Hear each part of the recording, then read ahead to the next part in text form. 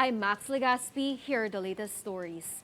The Department of Migrant Workers, or DMW, has ordered the closure of a travel advisory agency in San Fernando, Pampanga, as well as its offices in Santiago City, Isabela, and Tabuk, Kalinga, for publishing false job postings in Poland.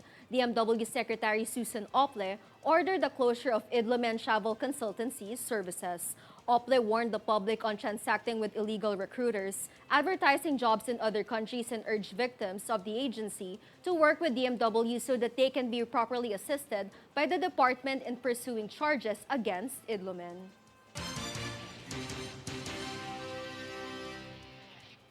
Low-cost carrier Cebu Pacific is expanding further its fleet by adding 11 new aircraft as the company banks on further recovery of air travel next year. Natalie Danganan has the full story.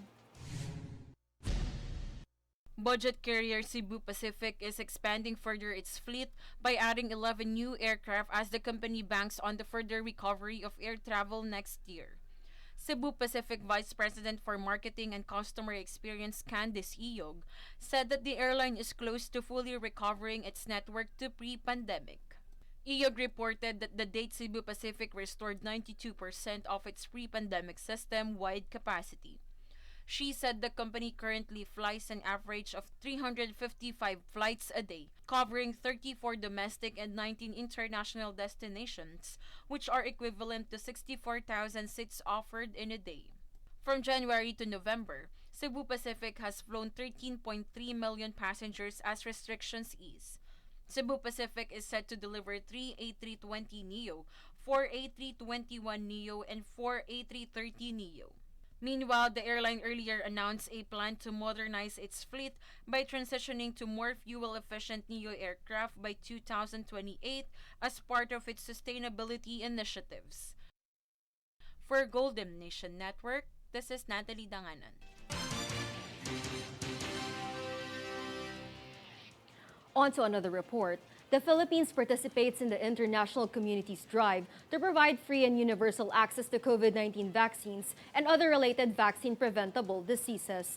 The country has engaged with 20 health experts and member countries of the Association of Southeast Asian Nations, or ASEAN, in the second Vaccine Cooperation Forum in the Indo-Pacific region held in Seoul, Korea, where they discussed best practices to cope and recover from pandemic setbacks.